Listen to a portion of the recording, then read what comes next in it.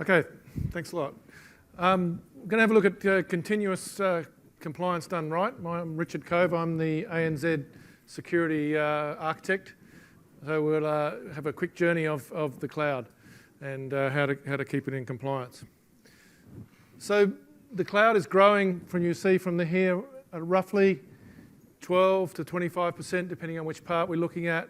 Spending on infrastructure as a service is going through at 27%.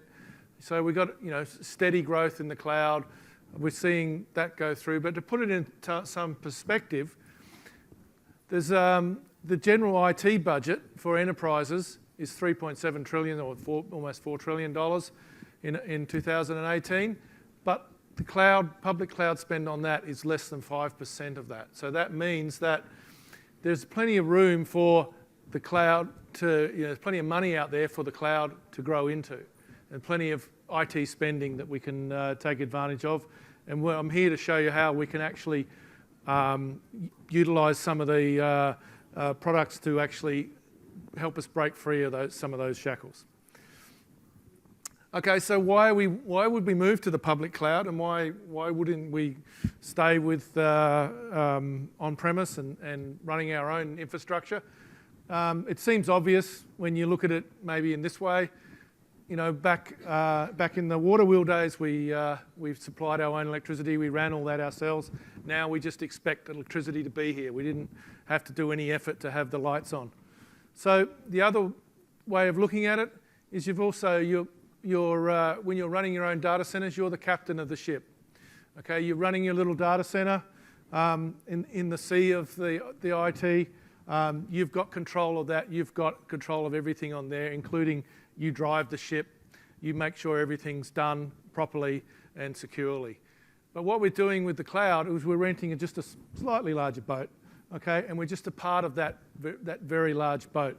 And we're getting the same sort of services that you get on your on-premise, but delivered in a much more efficient manner.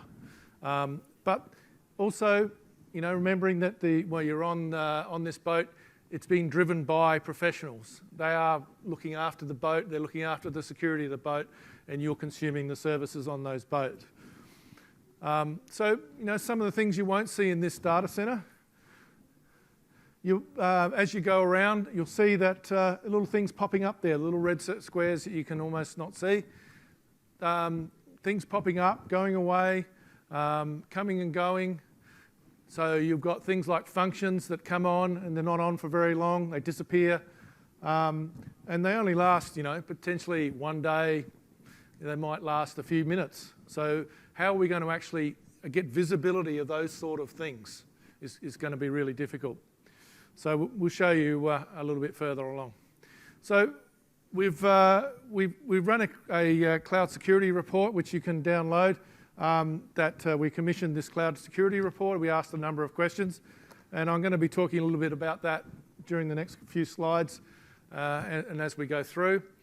So 42% of organisations are running a multi-cloud strategy. So that means they're running something like AWS and Azure with very little integration between the two. So that's nearly half the people interviewed in this survey. 30% are running a hybrid cloud, which means they're running some on-premise and running something in the cloud as well, maybe in AWS. But only 25%, which I think is quite a low number, are actually doing a single cloud. So most organisations, whilst a lot of organisations may want to be only running a single cloud, it's just not possible for a number of reasons. So there's plenty of multi-cloud out there. So what's the biggest operational headaches? They said that the respondents said that 34% of them said that compliance was a big issue. Seeing what's going on in your cloud and be able to actually do some compliance against that, be able to make sure they're running the best practices, make sure they're not breaking any laws, and making sure everything is working as expected. And that goes along with visibility. If you can't be visible of what's in your cloud, then how are you going to show that you're compliant to anything or be compliant to anything? So another analogy here, we're looking at with your on-premise data center, you had the visibility, right? So it's like having your swimming pool in your backyard. The on-premise is The water is clear. You'll be able to see what's going on in there. You have very good visibility of what's going on. As you move to the public cloud, it's a little bit more like going swimming at the waterhole. It's a similar experience, but you've got murky water. You don't necessarily see that there's things under the water. And you've also got change coming in and represented by the waterfall. Things are always changing in the cloud. So every time you log in, something's new. Some of the other things you won't see in your data center is the things like the Fruity Pebbles, right? The nice little things which the developers love. They have their little favorites that they want to bring in. And you know, they might be really cool and hip. But they're necessarily not good for us. They're full of sugar. The other things you won't see is, you'll get less visibility on is the hyperscale. Things just getting created on a massive scale. So this cruise ship that we're on, you know, we have to feed hundreds of people. And we can scale that up very quickly. They have to scale it up and then bring it back down again. So that's exactly what happens in your data center. And one of the big benefits of the cloud data center is that you have the ability to hyperscale. It also presents its own problems because you're bringing up stuff very quickly that you're not necessarily aware of. All right, so we're going to look at the product, which obviously we're talking about Dome 9. Dome 9, Cloud Security Management and Optimization. It's a SaaS product which is running at the moment it's running fully in AWS, the actual product itself. So it's delivered as a SaaS service, so you just create an account and log on to it. Really simple to try out. What it's applicable for is AWS, Azure, GCP, and now Kubernetes. We released that late last year. It's last year now.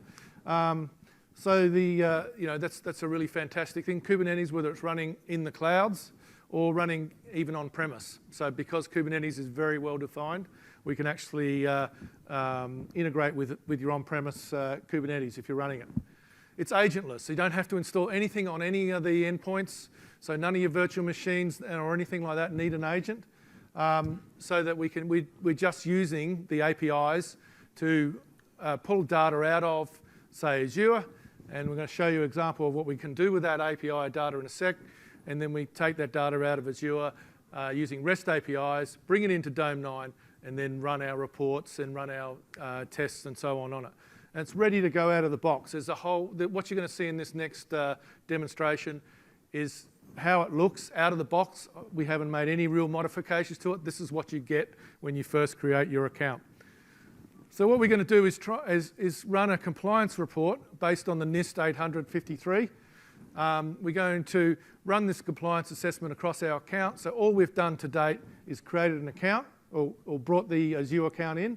So we're going to search for the NIST under Azure. We found a NIST rule set, open that rule set up, and within that rule set we've predefined all these the rule sets, and I'll show you how the rules work in a little while. The rules are all here for all the different kinds of things we want to look at, that ports are open, that things are not encrypted and so on. We select the account, we run it, and because we've got the data already into the Dome 9 infrastructure, this is about how quick the report happens. So then we've got a nice summary there. We can log down into the details. The details give us the entities that have failed. So we have number failed here. And then when we drill down into those entities, we get to see, with the entity inspector, we can see all the different attributes of that entity. And we can see what has been opened and left open, and then and drill down further, and we can go and remediate that. So the other thing we have as part of that report is the remediation actions that we can take. But I'm going to show you in a minute that we don't even have to. Sure, that's going to create a lot of alerts and remediations. We can take care of those automatically and potentially. So just moving along. So we're looking back to the report. So we asked how well do traditional network security tools and appliances work in the cloud. So just like the typewriter, it's got functionality, but you wouldn't use it in a modern office, right? So same thing with cloud security tools. 66% of the respondents said that their traditional tools aren't any good in the cloud. Either they've got limited functionality or they're no good at all. So very few of the tools out there are actually have the ability to be straight taken to the cloud. So we need something that actually can work in the cloud and is built for the cloud. Another question we asked was, has your organisation been hacked in the cloud? So they responded, half of them said no, for sure, but 25% of them said they wouldn't have a clue if they got hacked in the cloud. So that tells me that they're actually not seeing what's going on. If they don't know what's happening and they know they don't know what's happening, they're pretty sure that they're not being hacked. Some of those ones that said no, they haven't been hacked, well, they may not even know, So the need for cloud security is increasing pressure onto the enterprises, right? So there's lots of subtleties in the cloud, very complex to stretch your enterprise IT security across to the cloud. Sprawl is an issue. The attack surface is changing very regularly. So there's new stuff coming up all the time, and you're opening up new features the whole time. Very hard to keep track of that, and there's no longer a single point of entry.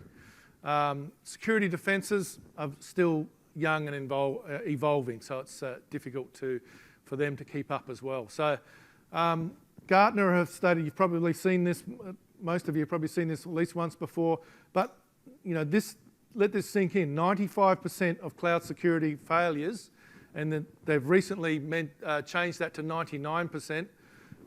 So they mean just about everything that fails in the cloud, security-wise, is going to be the customer's fault. So the people that set that up. The clouds themselves, we don't have to worry about the security. They spend a lot of effort, and they are very good at making the infrastructure they give you very, very secure, probably much more secure than you can do in your own data center. But where the failures happen is the configuration. All right, so that's mainly where it happens. People leave things open they shouldn't. One example here, S3 buckets. That's your storage bucket. You leave the storage bucket open and you get a data leak. You hear of this all the time. The other issue with storage buckets is people don't encrypt them. So there's no encryption at rest. If you get hacked in some other way, it's free reign on your bucket. So that there's two things that need to happen here: slight misconfiguration, and you're easily owned. So we need to stop that from happening. So cloud networks are vulnerable for lots of reasons. One is exactly the shared responsibility I was just talking about. There's a shared responsibility model which all the cloud providers adhere to, and it's very similar between all the providers. That is unclear who is responsible for what sometimes. You need to be really clear on who is responsible for components of your cloud. The attacks are very sophisticated, and you've seen some examples of that even today, of how sophisticated those attacks are getting. Once they're in the cloud, they can spread laterally. Many people set up their clouds with a great big pool of VMs, and as soon as we get inside that and start running bots and things inside that, it's game over, right? So account hijacking can be a real issue in the cloud because you've got such a surface open up to the internet. And inconsistent tools. So for visibility, management, reporting, especially running multi-cloud, you've got different tools in different clouds if you're using the native tools. So you need a tool that actually runs right across all three clouds. The cloud providers are getting better. So they know security is a problem, and it's inhibiting people using their services. So they're offering more and more security services, and they continue evolving and expanding those security services. So you can leverage those, especially with things like Dome 9, to actually make sure those security services are being used, and make sure that if you're using the native security, that you're using the most efficient security that you've got. So cloud security providers are also innovating, so making their security very dynamic to match the cloud. It's very, the things are coming and going, as I said, in the cloud, so you need to be able to actually keep track of that. So you need to be consistent across the multiple clouds, rich APIs, create opportunities, and they also create vectors as well. But the trend towards everything being driven by our API is fantastic. You can actually drive everything and automate a whole lot more stuff. So you want to seek a vendor that's got good commitment to the cloud. Let's have a look at some of the trends that are going on, and then we'll revisit Dome 9 again and show you actually how we can do some modifications. So one of the trends is the shift left. So from production to DevSecOps. So instead of actually waiting till the DevOps people or the coding people put the code out on and deploy it, we want to apply that security right from the stage of coding. We want to be able to make sure that your code, infrastructure code, is secure before it's actually rolled out and then after it's rolled out. So we want to keep that to be more cost effective and to stop friction and delays within the project. You don't want security to be the disabler in the project. You want it to be the enabler. So automation for security and response and remediation is a big thing. So we get 1 million alerts, they're all going to get ignored if there's too many. So we need to be able to reduce the time and effort of resolution of issues and alerts. We want to be able to scale and be agile to the cloud applications. Many people write their own automation, and I know many big companies, banks and so on, have actually done this, written their own automation to actually remediate these things, but it has its downsides, okay? So your service availability is in the hands of the coders. So these coders who may not understand everything that's going on in the cloud, make a small mistake, could bring a production system down. The technology is constantly changing, so if you're writing code to actually do automation, you better be keeping up with what's going on in the cloud, because otherwise it's just going to be out of date within 6 months. And true security orchestration is still in its infancy, so you need to, the automated systems can be not as intelligent as we'd wish for, but things are moving in that direction, and certainly Dome 9 can help you move in that direction. So containers are also growing in popularity. There's a few sessions on containers elsewhere as well. So we need to make sure that those are dealt with, hence the Kubernetes integration that we've now got. So an interesting stat that by 2023, 70% of companies will be running something in production, or at least 2 apps in production, right? So at the moment it's less than 20%. So, companies are going to containerization. There's nothing going to stop it.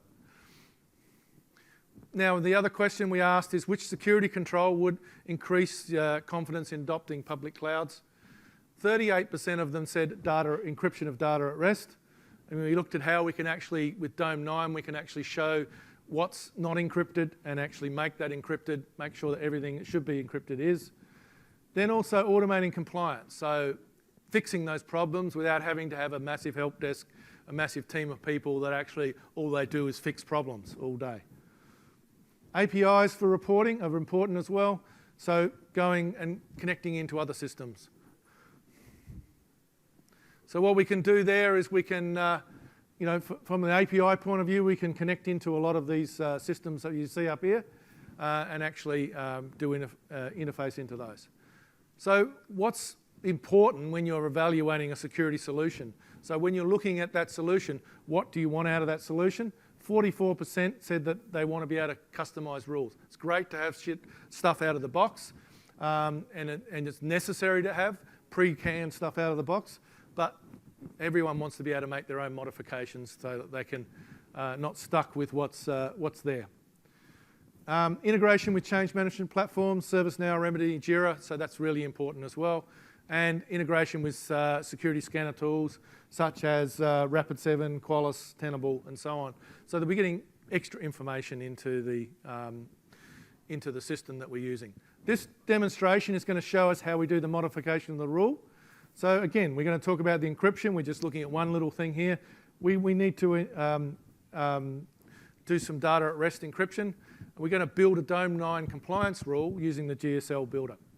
So a very simple way of actually building a rule, and you don't need to be a coder to do this. So you just need to have some understanding of the cloud. We want to do S3 buckets. So Amazon Web Services is the first thing we're doing up the top there. So we're using the builder instead of free text. We're looking for S3 buckets. So this looks, if you know AWS at all, it looks very similar to the way they present it. Then we're looking, we either should have or should not have. So we want to have encryption. And then we pick the encryption box. And then once we pick that we want encryption, we go over here to the context preview. We see that we have an encryption object there. And now we've got a rule, which you're going to see right here, which actually says S3 buckets should have encryption. Now we can actually run that. It's important that we make sure that this rule is going to work. So before we put it into a policy or into a rule, we run it there. We see that we've got 70 non-compliant rule buckets. We can drill down into those buckets, and this particular one, we could see there that the array that says server-side encryption is 0. All right, so it's moving fairly quickly.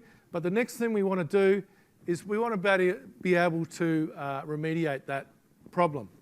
So we don't want to do it by hand, as I mentioned. If we've got 70 buckets, we don't want to be going and doing that 70 times, preferably. So we have a thing called cloud bots. So what we're going to do there is create a new remediation rule, run the cloud bot, and the cloud bot's actually going to go out and remediate that particular bucket and force encryption on that bucket. So the way it does that is through this mechanism here. Over on the left-hand side, we've got the CloudGuard Dome 9, which has created the alert from the continuous compliance. So as soon as that happens, so that alert will come up at least within an hour of it happening. It creates an SNS topic, which actually triggers off a Lambda function. That Lambda function has its own authentication out to the cloud asset, and it creates it forces the encryption onto the bucket. And then, of course, you've got alerting over here so that you can have it go back to your ticketing system to say that I've fixed the problem. So if this is all working good and it's been set up properly, all that has to happen is you'll get an alert on your ticketing system to say that problem resolved. All right. So we look just quickly at the posture management strategy using Dome 9. First thing we want to do is asset discovery and identification. So we want to identify assets from all the clouds, any type of workload as well. So we can do that, and we can see that in a visual format, which I haven't shown you here, but if you're come to the Dome 9 booth, and they'll show you exactly how all that works. Then you've got the governance active protection. So we've got things like IAM protection and active network protection, which protect the security groups as well as the users from unauthorized actions, guardrails if you like. And then we've got remediation of those. We can remediate those immediately, put them back the way they should be. And it can all be handled through, some of those permissions can be handled through an app on your phone. CI/CD, it's looking at the code as its infrastructure. So rather than waiting till you've actually deployed it, we can actually look at that code in the ecosystem.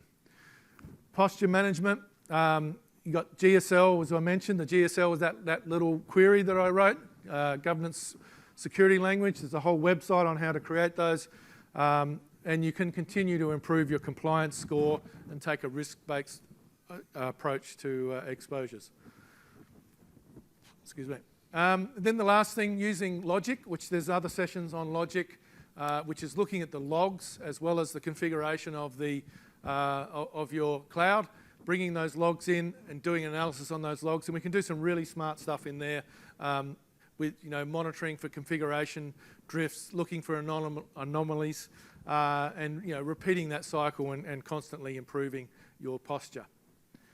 So just really quickly, let's have a look at the Dome 9 infrastructure and what it looks like under the hood. You've got your compliance and governance, which is what the module we were looking at in the previous demos. Auto remediation, your cloud bots, and the couple we didn't look at was identity protection and network protection. They're all fed into the database and enriched in that database, added context to the information you've got, all fed in from the clouds with the asset and cloud configuration. You've got native scanners which feed information in, as well as your user information from IAM. We also, first thing we did when we bought Dome 9 is started feeding in the Threat Cloud. Threat Cloud's the largest IOC database in the world. It made sense that we have that information in the database. And then we can feed it, as I mentioned, we can feed all that out to ticketing systems and so on, and alerting systems.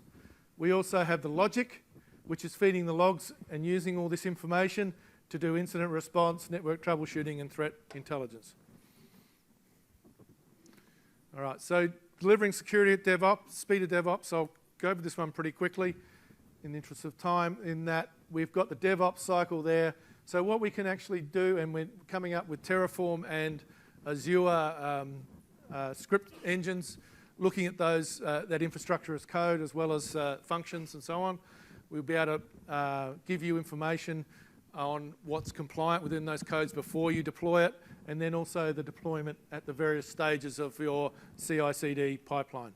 So you can actually see if your code is secure, and then once it's deployed, that it's still secure. Bunch of releases we did last year, so we've done a lot of work since Checkpoint has taken over Dome 9.